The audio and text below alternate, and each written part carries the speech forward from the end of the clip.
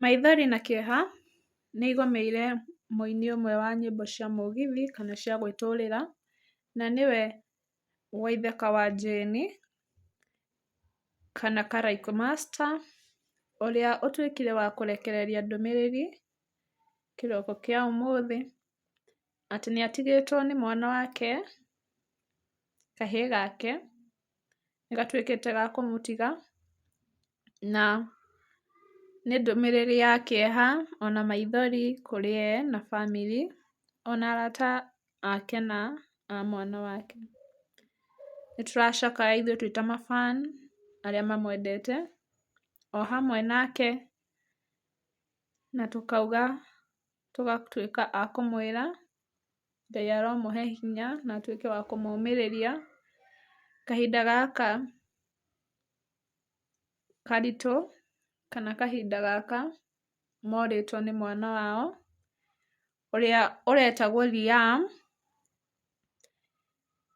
Ũngĩthiĩ page-inĩ yake ya Facebook nĩatuĩkire wa kwandĩka ndũmĩrĩri ĩyo na auga Liam goodbye son. Ndũmĩrĩri ĩrĩa atigire mashabik make, ma fans, arata ona arĩa mamũrũmagĩrĩra na kĩeha ona maithori, na amwe ao matuĩka a gũcakaya hamwe nake,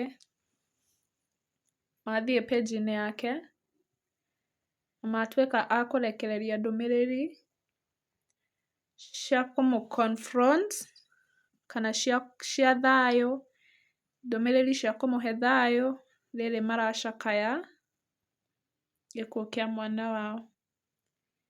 Ithuĩ twĩ ta Ũhotani TV kana Mũmbi wa Gĩkũyũ TV tũngĩenda gũtũma rambirambi citũ kana macakaya maitũ na tũkauga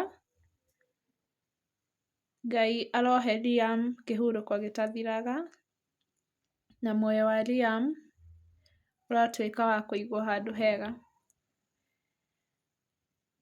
Ti hahũthũ mũndũ kũrwo nĩ mwana wake, na post ĩrĩa atuĩkire ya kũrekereria nĩyo ĩyo ya Liam goodbye son, rest in peace. Nao arata matuĩka a gũthiĩ post-inĩ yake na matuĩka a kũmũhe rambirambi, Ndibul, Karangũ wa Mũraya, Rachel Chege, MC Kajim, Naomi Wanjiru, othe arata ake.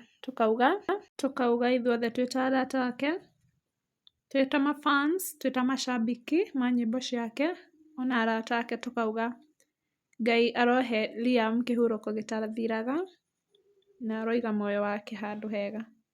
Rest in peace Liam.